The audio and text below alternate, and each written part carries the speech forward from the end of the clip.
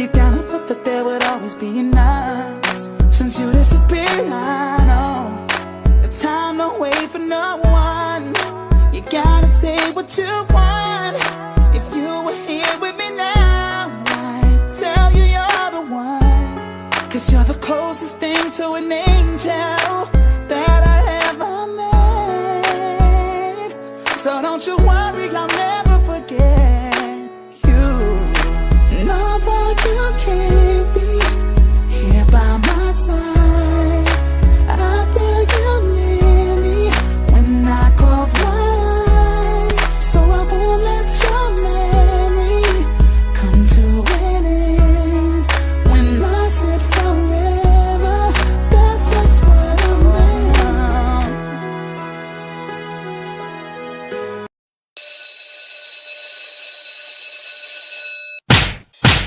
What's up guys? You're watching I Love Tashion TV and this is Jonathan Orbuda. If you are new to this channel, consider subscribing. Just click the red button yung subscribe na nasa baba and yung bell button para ma-notify kayo sa mga upcoming videos ko. Currently na dito si Tala! Yeah! Hi guys!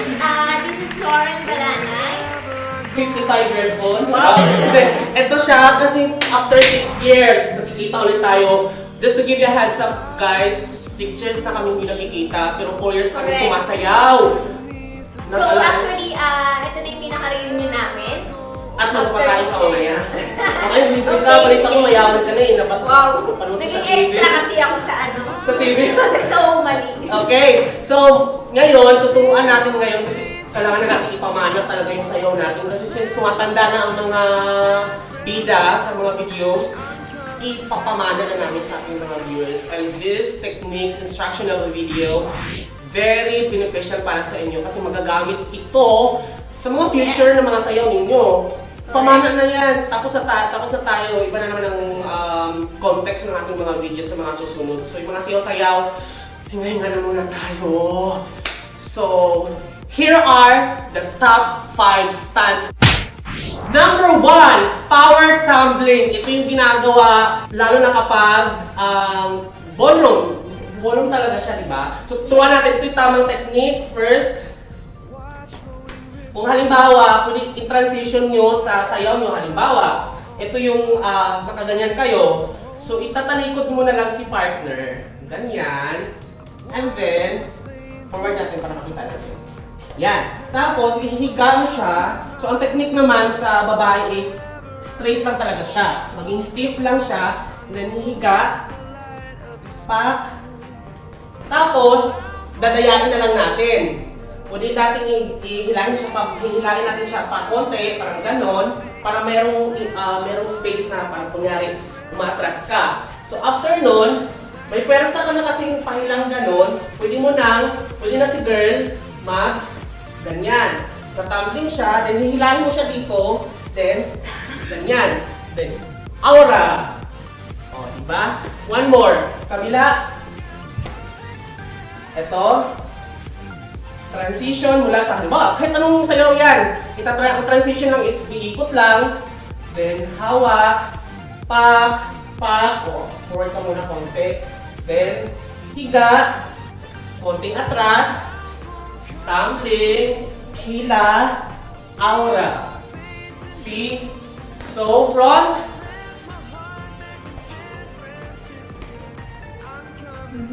Hila. Tumbling, hila, aura. Then, there you go! Number 2, dead sweep. Ang tamang technique dyan, daya-daya lang. So kung mapapansin nyo, sobrang parang deadly yung stunt na yon, pero hindi, sobrang dali lang niya talaga. Ito yung tamang daya niyan. Wala talagang deadly dito. Ang tamang technique dito is, from transition sa mga sayaw, ang tamang technique is, halimbawa, lagyan nyo lang natin ng arte. Halimbawa, iikot mo siya. Ganyan, keme-keme. Tapos, konting takbo. Then, kailangan natin i-toast para mas magaan yung, ano diba? Para mas magaan yung, Yes. ang tawag dito, mas magaan yung visual niya. Ito, pass, toast. Tsaka natin execute yung kasunod na stance. Like, toes, and then, diba, igagano natin siya. So, ito na yung kasunod niya. Upo. Ganyan talaga, daya lang yan. Uupo lang talaga si girl, and i-stretch niya. Tapos, ang gagawin naman ng lalaki, hihilahin si babae, and then, iikot mo siyang ganun, then, iharap mo siya. So, ito kasi hindi siya masyadong naisikip ng tama kasi walang puwersa. Pero pag nilagyan natin ng puwersa yan, mas mapapaikot natin yung babae. Okay? Iksikip natin sa side na to. Then, ikot, transition, arte-arte lang. Then, takbo, pak, toes, upo, pak, ikot, then, kabila. Pak, arte-arte lang. Hindi talaga kasama yung tatalo na ganun. Arte transition ang tawag doon. So, one more, the other side. Ikot, arte-arte lang. Then, takbo, toes, hila, pak, then, tayo, pak, then, aura. Ganun lang. Number 3, the band. Bakit siya the band? Kasi ito yung perfect na isisingit kapag ending na ng sayaw. Kaya siya the band kasi pwede natin singitan ng tunog ng bang. Like, pag natapos na ang dance routine. Paano gagawin? Ganito lang. Madali lang yan. Walang deadly dito. Hindi siya safety itong gagawin natin. So, ang una natin gagawin is always isipin natin na transition. So, ang ginagamit namin transition, ikot-ikot lang. So, akala nyo kasama yun sa sayaw, hindi talaga. Parang pahinga na namin yun yung ikot na yun. Saka, para pa-transition natin from sayaw to the stand. Then, ito yung gagawin natin. Transition, arte-arte lang, ikot. Tapos, kunyari, pag hindi siya nahihilo, sobrahan natin ng ikot. Tapos, ang technique talaga para magbuhat, para gumaan ang bubuhatin mo kahit dalawang babae. Kaya yung bubuhatin mo, kaya mo, ang technique is toes. Dapat ito toes natin, like, pak, ganon. Pak, ganon. Tapos, din tatalon siya. Pak, ganon. Tapos, ang kasunod natin gagawin is, ilalagay natin siya dito sa, ano ba to? Right na shoulder. Pero ang technique dyan, para mas magaan, ang gagawin mo is, naka-straight ka lang. Bawal malamya dito ha. So, one more. Pa, arte, transition, ikot-ikot, pampahilo, then toes, then sa shoulder, then hawak sa kamay dito, ito, sa baba ka friend, yan, and then dito, then baba. Very safe talaga siya. So very, dangerous stance siya kapag mabilis mo siyang gagawin. Pero may mga technique kasi yan eh. Yung timbang, yung hindi talaga siya, yung sukat dito, sa tuhod dito, meron niyang sukat. Kaya walang bumabagsak, walang nasasaktan. Second, siya dito, gagawin natin ng konting bilis. Ay, saan bang harap ko? Dito pala. Like, dito natin gagawin. Ay, dito pala. Yan. Tapos, ikot. Toes. Tapos, yan. Then, bagsak. So, napapansin nyo, parang hirap na hirap ako. Kasi pag slow mo siyang gagawin, mabigat, correct. Mas mabigat siya. Gagawin natin ito, the normal, na pag-execute. Okay? Ikot, pak, toes, then ikot, then pak. See?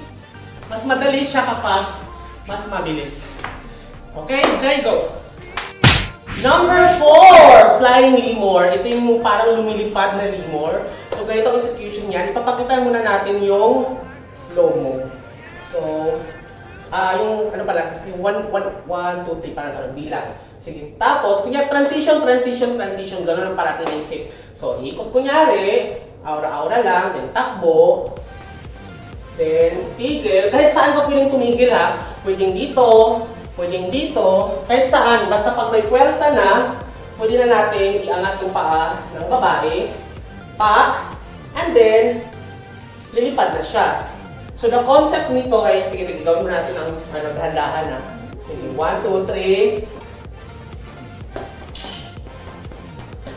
Then, yan. Then, transition. So the technique is, hindi ako scientist ha, pero hindi ko alam kung anong tawag dito. The more na lalakasan natin yung ikot ng babae, the more na aangat siya. The same thing, ito yung gagawin natin. Kung mabagal ang ikot natin ng puwersa, mas maliit yung ikot ng babae. Pero kapag mas malaki yung ikot or mas malakas at mas mabilis mo siyang iikot, mas umaangat si girl. Nakita? So if you're going to notice na umaangat yung babaeng ganun, kasi ang technique is dapat mas mabilis mo siya ihahampas. Same thing with this. Science to eh. I don't know how to explain, pero parang ganito siya. Ganyan. So, ito ha. Ito yung mali. Ito yung konti. Ito yung malakas. So, yun yung tamang technique niya. So, one more. Transition. Ikot-ikot lang. Arte-arte. Then, takbo. Para makuha ng pwersa. Angat. Angat si girl. Then, hampas. Pak. So, the more na binilisan mo siya, the more na umaangat siya. Then, pag sa transition, then, i-ano mo na lang siya kung ano yung mas maganda niyang bagsak. Then, so technique din, isa pang technique is, kung meron kayong maliit na space, para hindi sumabit or masipa ni babae yung mga nandito, ganito lang technique. Si lalaki yung aatras, siya yung mag-move, siya yung iikot, hindi dadayain lang. Kunting daya is ganito. Nakaangat si girl. So, para hindi siya sumabit dun sa mga nakapalibot kasi maliit yung space nyo, si lalaki ang mag-a-adjust. Like, tulad nito, instead na tatayo lang ako, instead na tatayo lang ako yung iikot. See? So, yun yung technique doon. Kahit maliit pa ang iyong space. Number 5, back-facing wear. Ito yung parang tumatumbling siya, kaso nakatalikod si babae. Itong mas maganda execution kapag nasa cha-cha siya. Ginagamit mo siya sa cha-cha-cha. For example, cha-cha-cha. Cha-cha-cha. 1, 2, 3, 4. Then transition. Atras tayo. Always transition para maganda tingnan. Atras. Then si babae sisipa sa right shoulder ni lalaki. Pak. And then iaangat niya to, yung ulo niya sa baba. Tingnan natin. O, di ba? Ang technique dyan is, dapat naka-stiff si babae at huwag kayong mag-alala, sukat lahat yan. Kaya hindi siya mauntog. Nakasukat yan. So, ilulusot sa ilalim ng kilikili, then, tumbling, then, ganyan. Di ba? Mas madali lang siya. Then, the other side, medyo bilisan natin ng konti. Transition, kunyari, cha-cha-cha, pak-pak-pak, then transition, sipa, pak, bagsak, then lusot sa kilikili, tumbling, then aura. Ganyan lang. Then front, then arte-arte, pak-pak-pak, transition, sipa, pak, tumbling, then arte. Ganun lang. Ganyan lang siya, kadali at ka-safe. Huwag kayong mag-alala kasi si babae hindi mauuntog dahil kapag hinawakan mo na siya dito and dito, sukat yan. Yung height niya mismo, dito yan, hindi siya mauuntog. Never ever siyang mangyayaring mauuntog. Tapos pag binilisan mo siya, magiging graceful na siya. Tingnan. There you go guys, napanood niyo na po yung 5 stunts at yung instructional video. Just leave your comments down below if you love this video. If you don't like, comments pa rin kayo. Then don't forget to hit subscribe button, yung sa gilid, yung pula. And yung related videos na nasa gilid, dyan. And also, consider subscribing. I-share to sa mga friends nyo na mahilig sumayaw, mahilig magturo ng sayaw, para naman maipamana namin sa inyong mga viewers. And this has been Jonathan Norbuda, your vlogger, and Lauren Balanay. saying bye-bye. I love you so Bye. much.